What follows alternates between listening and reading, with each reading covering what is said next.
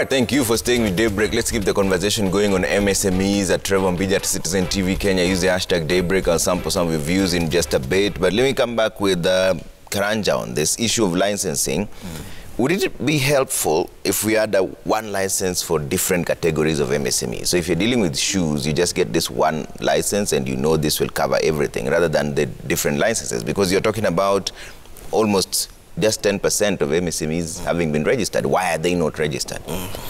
Thank you, Trevor. I think number one is that we have not been able to harmonize licensing for small, medium entrepreneurs. And that's a very big hit on SMEs, because you look at the licensing policies that the county governments have or have engaged, they are very punitive. And I can give an example. It actually hinders even inter-county kind of trade. For example, if I'm producing something in Voi, or if I want to take coconuts from Mombasa to Lokichogio, so all those counties which I have to pass through, you find that I have to pay. They have roadblocks for cess, so I have to pay in every roadblock. And you can imagine if, for example, a coconut is, I'm buying a coconut in Mombasa at maybe 50 shillings, it's going to get to Lokichogio at about 300 shillings. Why? Because you have not been able to harmonize that. And I think the Council of Governors were trying to come up with solutions towards that, because if we don't do that, we are killing SMEs in the country. The other aspect is that small, medium entrepreneurs, when it comes to formalizing them, a good number of them, they don't want to be formalized. Why? Because of the moment you formalize an SME, the kind of taxations that you have here, the kind of different taxation. And the other day we had a very candid talk with KRA when they were trying to make us understand what is a turnover tax, what is a TOT. And we found that as we were addressing that issue, there are so many other there are so many taxes that you have to pay as an SME. And I can give an example. If, for example, you're importing liquor, maybe from South Africa, you have to pay excise duty. If it's vatable, you have to pay VAT, you have to pay, then you have to pay the TOT, you have to pay the corporate tax. So you find that there are so many taxes which are there, which you find that even some of them go up to 60% of the cost of the product. So ideally, then how are we able to help SMEs when our tax policies are that punitive? And that is why the harmonization of licenses and taxes is key, to be able to make, to be able to allow even SMEs even operate formally and operate without cheating the government in terms of paying of taxes. And I think we should have a friendly approach towards that. When you look at county governments, let me give an example with a license that each and every county government charges, the advertisement license. One of our members drove from Nairobi and they were going, I think, to Baringo. So they stopped over, I think, Nakuru somewhere. They stopped over somewhere along, one of the counties. And the county officers came and they were charging that car 20,000 because it's branded. And they have stood in a Nyama Choma parking and they are eating lunch so that they can be able to proceed. They're actually on transit. But they are told, in each and every county, you have to pay. For example, if you have a branded car, you have to have a license of every county that you are going to operate in. Look at that, Trevor. So we are looking at the government having initiatives to be able to assist SMEs in terms of, boosting them. But when you're looking at the policies and we're looking at the taxation, it's speaking negatively and speaking otherwise. And so that harmonization is key, because SMEs need to be formalized, and formalization of SMEs must start as a government initiative, so that we can even be able to have data of how many SMEs do we have. Because when you're alluding, we have 7.1 million SMEs in a 40 million of almost 50 million plus population.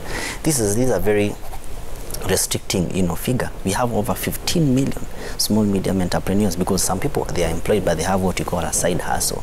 So that side hustle may not per se be brought into the 7.1 for million. They are not in that strategy. And so when you're looking at that, let us have a synergy whereby the government is able to look into and say, why don't we have a license a license for in every the cluster, as you are saying, rightfully saying, why don't we cluster SMEs? Right. So for example, if your turnovers, based on turnovers, if your turnover is from this much to this much, pay this license. If your turnover is from this much to this much, you pay this license. So that when you are migrating, when you are growing, you know, from this much to this much, for example, from 50,000 to 100,000, you exactly know the tax you know that you're going to pay. And many times you find that they even introduce licenses which they have not even brought what we call public participation. Yeah. Which is, you know, the constitution is very clear concerning that. And I remember the other time we had issues with the county government of Nairobi when they introduced something to do with a fire license. So why do you charge a shusha in a fire license? Yeah. Ideally, a fire license is supposed to be charged to maybe a shop, you know, which is very well established. Why do you want a mama mboga who has a kibanda to pay a license of 4,000, a fire license of 4,500? Yeah. What infrastructures have you put in place for her to pay that? So when you're looking at that, you find that many of the SMEs feel that they get a raw deal, yeah, paying taxes, and now we must migrate from, you know, from that to making SMEs more patriotic so that they can be able to see to it that whatever they are paying, they are getting value for that tax and licenses they are paying for. Carol, what are your thoughts on this licensing issue? Should we have a one license for MSMEs and SMEs so that it's just that one certificate that once you have it, nobody bothers you anywhere? So it's a very good conversation. It's unfortunate that we've gone backwards. You know, I remember being involved in it was a World Bank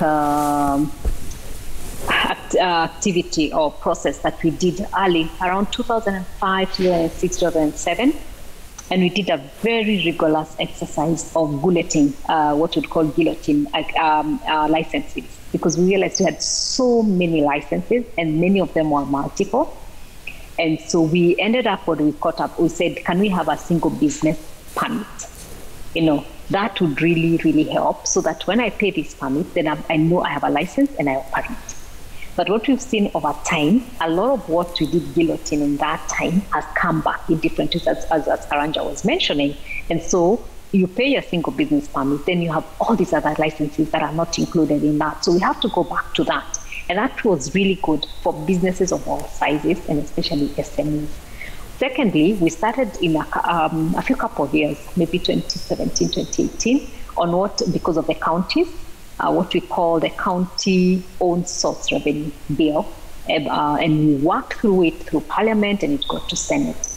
That's very important to go through, because that will really help harmonizing all these taxes and levies that the counties charge, that make it very difficult for businesses, whether you're a small business or a big business, even for a big business as transporting, let's say, for example, textiles from Kisumu all the way to the port.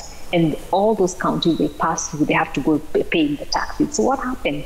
It becomes very expensive to do business. And the more expensive it is to do business, the more expensive it is for the consumer, who ends up having to bear the brunt of the business, because what business do, they pass as much as possible to the consumer, but what they can't, they take in, and that also prevents their growth. But that is not good for the country, because then if this country could have employed 200 people, it ends up employing 100 people, because then it can't afford, you know. Or if this bread was going to cost 10 shillings, it costs you 15 or 30 or 50 because of all these taxes. So it beats the purpose. So for me, what our argument has been, the counties would make much more money if we focused on the county own source revenue bill and what we had articulated on how we do that, because then you have many more businesses. So focus on scale, on economies of scale, than having 10 businesses in your county and choking them to death. You know, you don't win. You know, have 100 and you still make the same money. You know, but you also have created more jobs, and so you have less trouble in your county. Secondly, the same thing with the taxman. You know, have more businesses that you can tax than a few who you choke. And what do? Either they now employ less people, or the goods are more costly. So what happens if we open the floodgates for imports, which doesn't help our country? If you're an importing country and not an exporting country, you'll never grow as a country. Yeah. You only should import what you must really import. But thirdly, you make these businesses, and especially SMEs, and Karanja alluded to this, they go underground. you know. So you don't get anything from them as a government in terms of taxes, but you also punish them from growth. Because if they're underground, we cannot find them, so we cannot help them even with this kind of initiative that we're talking about. Neither can government. Government has also other products for SMEs and for businesses, but when they're underground, then they cannot be helped. So it becomes a lose-lose. So that's why it's important to really look at the licensing regime and the taxation regime to make sure that they are about stimulating growth, not killing the businesses. Yeah. But let's talk about something else here, Karanja. The Buy Kenya, Build Kenya initiative here that we're trying to push for. Even as we're looking to export, have we satisfied the local market? We still have a situation where some of the best quality stuff are exported and not sold locally. Then they brought back as mutumba. Yeah, that's a paradox, actually, through the EPZs. And I think we produce the best apparel for the US market, jeans and the rest. Then we export them. Then, we bring them back as mutumba. And I think that's very unfortunate. When you look at Buy Kenya, Build Kenya, number one, you remember we had, when I was growing up, we found things like Rivertex. Whereby there were cotton farmers who were really supported by the government, and they were given even money to be able to come up, to be able to produce cotton, and the government was consuming that, but it went under, and so you find that we have cotton being imported in Kenya. And once it's imported in Kenya, they make the apparel, then they export the apparel, then we get it back in Mtumba. Why is it so? Number one, the cost of production in Kenya is very expensive. It's too high. And I think we have to address this and have to address it very soberly. And I think it's a conversation that the government, even parliamentarians, and many other quarters, including the private sector, has been able to address to the government. And I remember there's a round table that we were in KEPSA, was well represented, that we tell the government, why is it so expensive to produce here in the country? And the power cost here is unbelievable. And I'll give an example with and I give that example because I went and I saw that small factory one of our members came up with, of producing bulbs. But the kind of, the kind of power bills that he was given is unbelievable. There's also another member of ours who is producing Nanuven bags. Yeah. And you find that power, he's given power of about costing to about 2.5 million shillings on a monthly basis. And that is where you're finding that very established companies like the cement companies, now they are gravitating towards solar, natural light, green energy. Why? Because it's too expensive to produce here in the country. If the government can be able to cut the power cost, which takes a very big chunk of the profit margins of any entity, they are able to have slashed about 50% or 60% of affecting the final product's cost.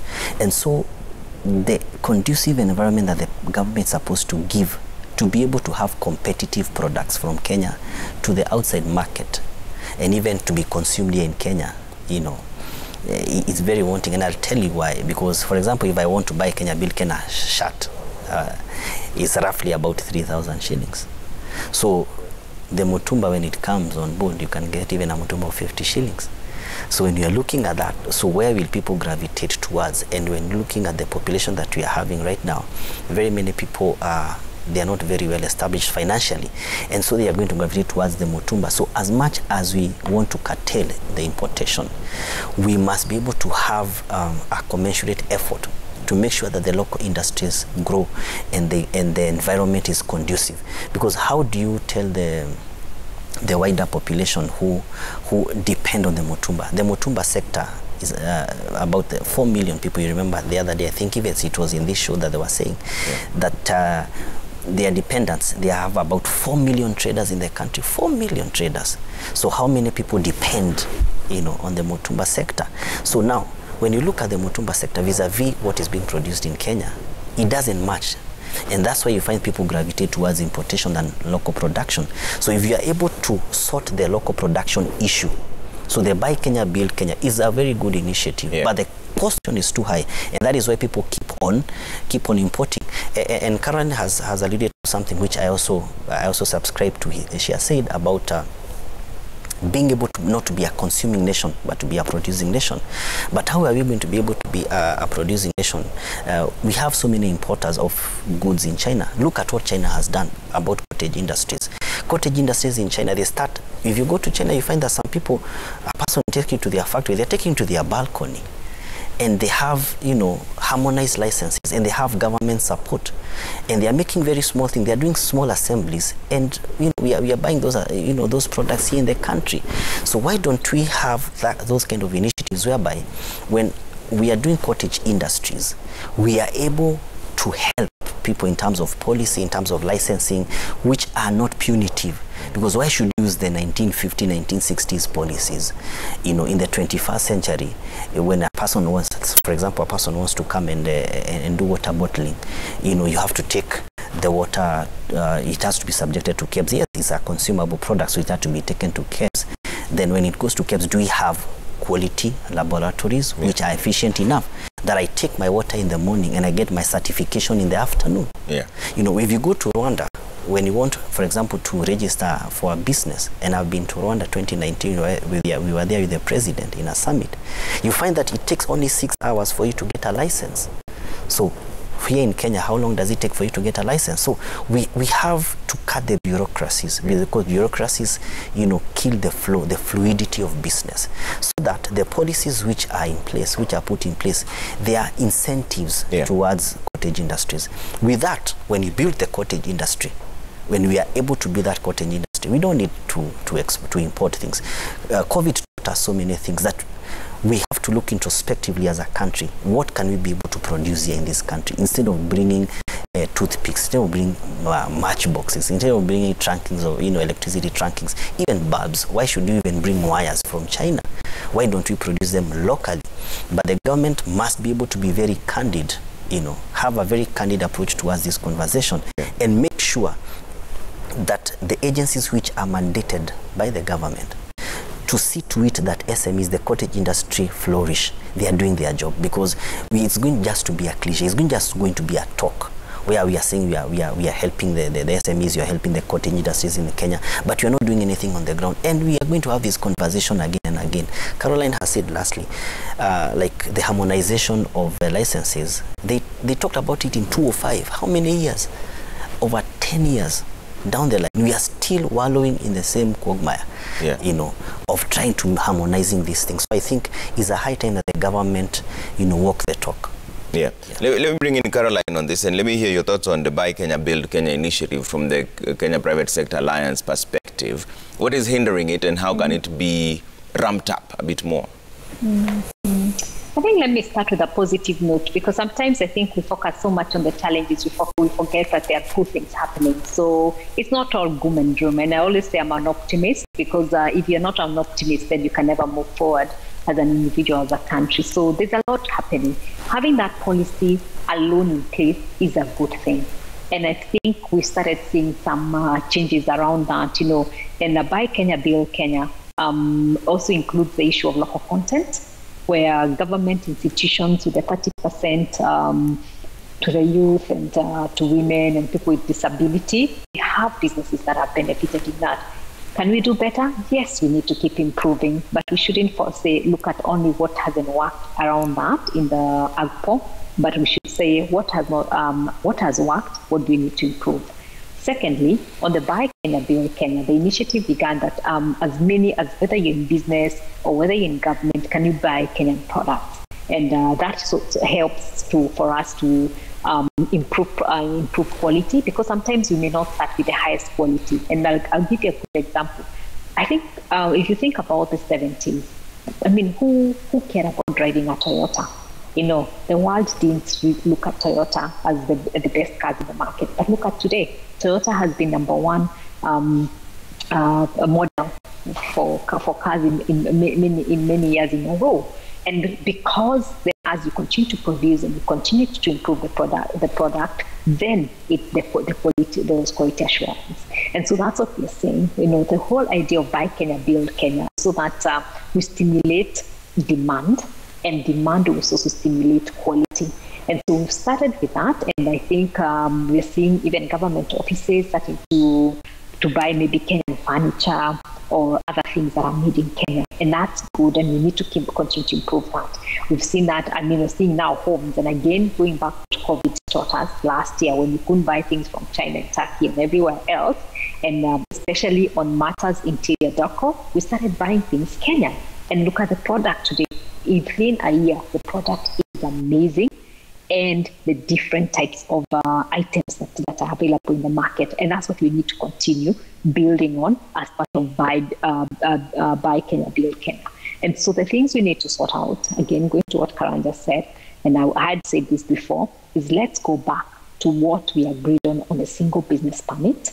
You know, we had already agreed on that. We started doing it early, maybe around 2010, 2011, but we seem to have gone back, especially with county governments coming into place. And I know there's demand for revenue, but I think let's focus on stimulating more businesses than trying to only levy and tax the few businesses that we have. So the licenses and then the taxes. If we harmonize the taxes and the levies so that we're not having all these multiple taxes and multiple levies, and then the issue of licenses, no multiple licenses, that again will stimulate the Buy Kenya, Build Kenya products. And then continue the campaign, you know, get Kenyans to understand that their products are good. You know, today you can't catch me buying a handbag that is foreign because I buy leather. I love leather, you know, and I always would travel, when I'm traveling for work, whether to Italy and other places, and buy my leather bags.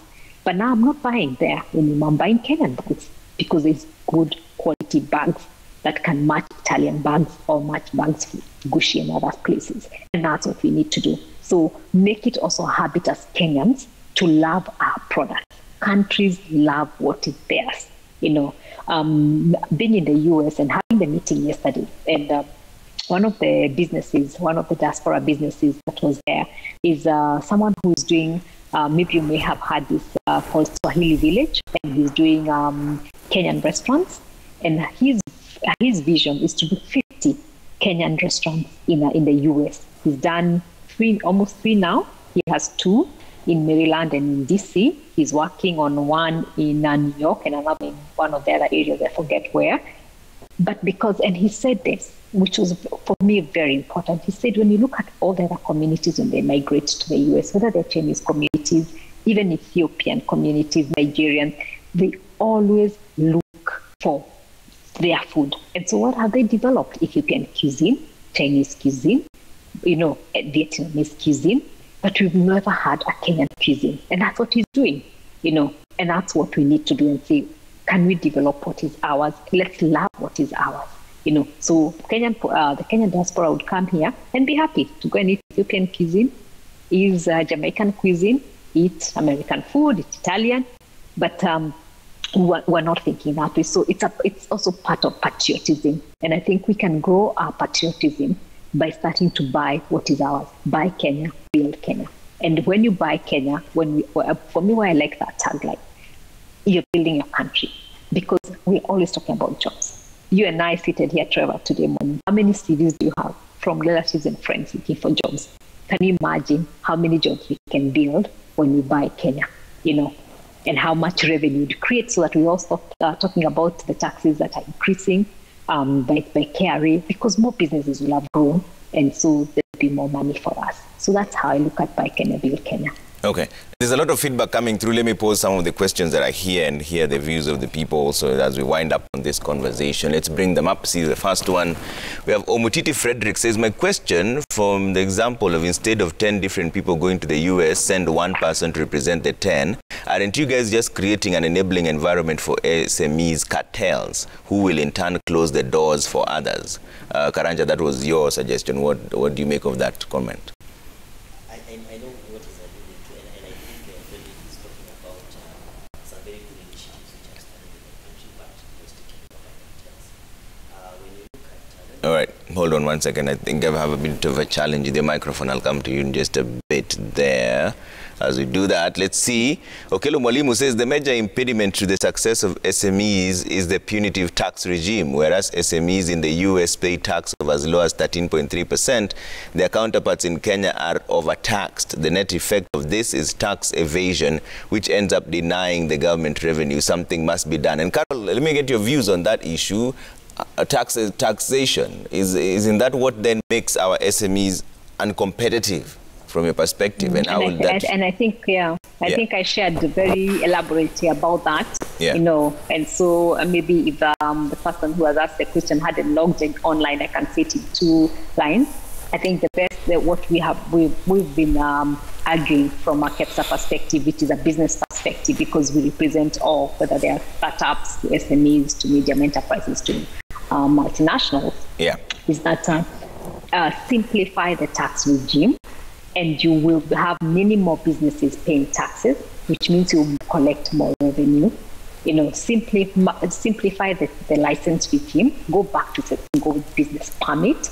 You'll be able to have more businesses paying their licenses, and you'll be able to have more businesses, and so you create revenue. So we find it's a simple alternative, but I don't think it has been that simple with the government understanding, and I think we really need to keep doing that. And so that's why we came up with that whole single business permit. We, with the counties coming in, we've been pushing for the county revenue, own revenue source bill. We went around the country to different counties, we collected information, and then we came up, we put our input into that. So we really would like that to go. But I forgot one more thing. Except licenses and taxes, there's also prompt payment. And those, again, is a prompt payment bill, which is also in Senate. And we really hope that this Senate will not go home next year before they pass the prompt payment. And the prompt payment is not only by government, but also by private sector. You know, private sector also buys a lot, you know, from each other, from SMEs. And you know, a good example is when Nakumatt went down, how much it went down with other businesses, including SMEs. There are SMEs that closed because of Nakumatt. You know, it went down with so much of their money. Big companies were able to survive, but they lost so much. So prompt payment is the same thing, to be able to get businesses to pay businesses within a certain period of time, and then having repercussions for those that don't pay. The same thing with government. You know, we always talk about government bills. You know, people always running in the corridors of government trying to get their bills to be paid. You know, prompt payment, again, is to say, can government say it will pay within 60 days? And what are the repercussions also for government? And we had that for government, but we need to, there are countries that have worked around that. And what can we use to do the same? So those are the 3 areas: licenses, and then taxes and levies, licenses and levies, taxes, and then payments. Okay. We can't focus on that, and of course, by Kenya Build Kenya, I think we'll resolve a lot of problems. A lot of good is happening. A lot has been done. We've created a better environment. That's why you see a lot more SMEs on the ground, because of all those other things that have been done in terms of policies and bills. But now to scale up, let's focus on these 4 areas, and we'll be able to scale up. All right. Let's see what else you're saying online here. Bring it up another one and see what you're saying.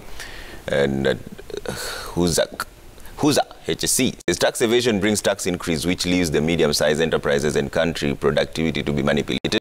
If billions could have been remunerated, then KRA would have been balancing the equation of our budget. Okay? Angela Nazaro says the challenges facing local entrepreneurs are cost of production, security, and loan, higher interest rates. That is, reduction of electricity bill is another key way of promoting SMEs. All right?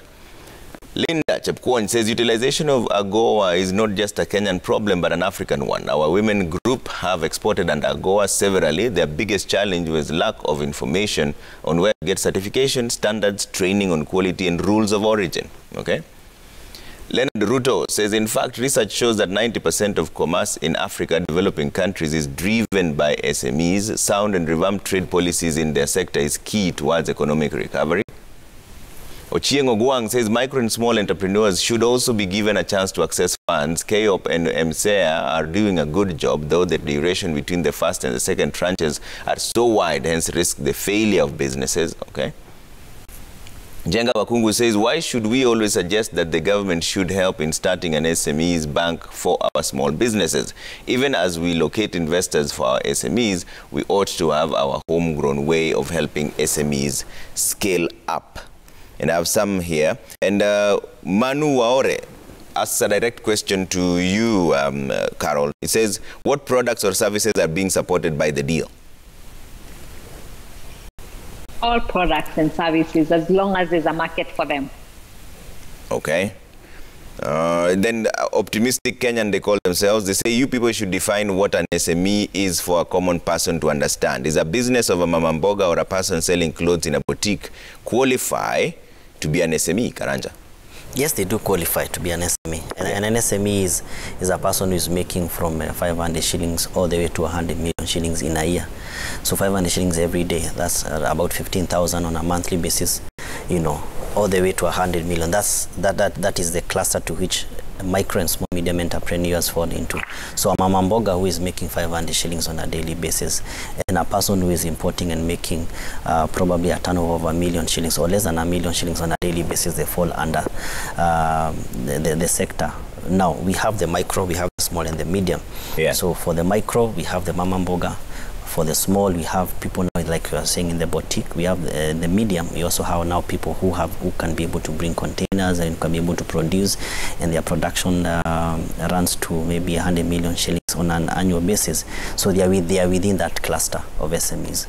And let me say that we must be able to indigenize the harmonization, or we have to be able to harmonize and indigenize getting our own identity as SMEs, you know, who are SMEs in Kenya, because ideally, when you're looking at what I'm talking about is what the World Bank has said. Yeah. But we as Kenyans, what can we say an SME is? And I think it's very much important for us to be able to harmonize that and come up with our own definition of who an SME is according to the Kenyan standards, not according to the World Bank standards, but according to the Kenyan standards, what our people are producing and how can we be able to assist them, because with that now we are able to know. And I can give an example of when we gave a policy, or we give a proposal, and there's a policy paper that we are making about even taking it lower and saying we have the lower micro, then we have the upper micro, we have the lower small, and we have the upper small, we have the medium traders, so that we can be able to, you know, to focus and to target on a specific, you know, cluster of SMEs, and it's based on the turnovers. So when you look at the definitions, many times it's based on the people you have employed, the number of people you have employed, and also ideally it vaguely when it comes to turnovers, because you may find one person who is making about 1 million shilling turnover on a daily basis. Where do they fall? So you may find also another person, maybe they are only 2 and they are making a turnover of 10 million shillings on a daily basis. There are businesses which are doing that. So where do they fall? Do they fall in the corporate or do they fall in the SME? And I think it has been a difficult subject when it comes to definition of SMEs, even in the country, so that now the government can know, now these people, how are we going to tax them? You know, how much are they supposed to pay taxes? And so by us being able to identify who a small medium entrepreneur is, now you are going to come up with policies which are, you know, informed, you know, tax policies which are informed by the definition, and with that we are going to do it correctly. Okay. Njenga Wakungu says, ask Carol, what can a small-scale farmer in Kiambu County farming capsicum or cucumbers, etc., can access the international market? How can they be assisted in accessing an interest-free loan to help them start a value addition cottage industry and sell at international market? That's a very good question, and I think that's the whole idea of this initiative. So the farmers, like the person who has asked the question, please stay tuned in, so that at least as we share the information you need, the training that is available, the support that is there for financial, then you'll be able to access. So the idea is, let's be able to take advantage of such initiatives that provide, there are those that just provide one angle. As I said, we're already doing 3 initiatives. One is just all about training and mentoring, which will be a good one if you can plug in every Friday. Then there's the e-commerce one that we are running. We're on, we just finished phase 1. We're on phase 2. That's the e-commerce booster program, so that you can see how to sell your products online. And these they're online platforms. Some of them are global. They're just not all local. And then, of course, there's the free interest loans. that we're issuing. If you meet the criteria is there on our website. It tells you what to do and how to gain access to that. And then now there's this one where we are now combining a lot of these three and adding other aspects of support to the SMEs. So please keep in touch. Check our website. We'll put as much information we can in the media as we go along. But already those three programs are already, initiatives are already in place. If you can start plugging on those ones, that will really start helping you accessing markets, getting the information you need, even as you start this new initiative that combines three of that, but adds other aspects to it. All right. Let me take closing remarks now and start with you, Samuel. What are your closing remarks going forward? What do you do? What are you foreseeing for MSME? Well, I think we have a bright future. SMEs have a bright future because of the initiatives that the government is bringing on board, and also even the effort of the government making sure that we are exposed out there and we can be able to access to markets not only locally and regionally, but also internationally.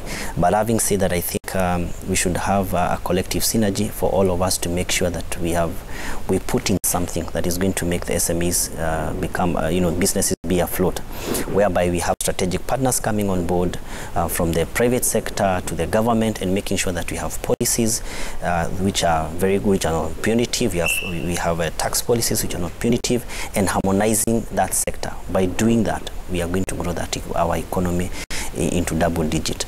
But if we are going to just to have the talk, we are not going to walk the talk, then you still have this conversation even 10 years to come. All right.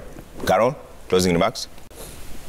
My closing remarks is to say, first, I'm very excited about this initiative. One, because many of the initiatives that we've seen supporting SMEs before, except some of the ones I mentioned earlier, that are around this information and access to credit and all that, are really, really done by government.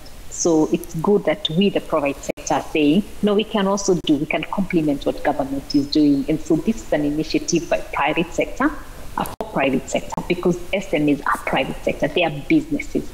I always say we are not a charity as SMEs, we are businesses, and we are in the path of growth. It doesn't matter whether I am one person today, in 2-3 years, we'll be 3, we'll be 4. We'll have grown our business from what Karanja was saying, 500 shillings to maybe 1,000 or 2,000. And so we are businesses. And so this for me is great that we can do business for business, even and complement what government is doing for business, because the role of government is basically to create an enabling environment. And I think we have said those things that are important for government to do, which creates an enabling environment.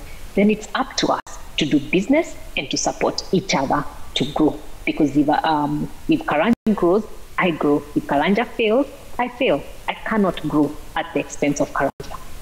All right.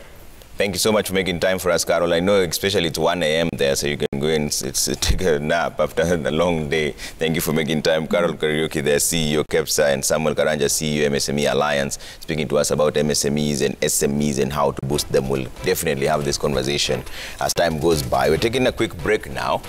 When we come back, we'll speak to you about some subjects that are interesting. See you in a bit.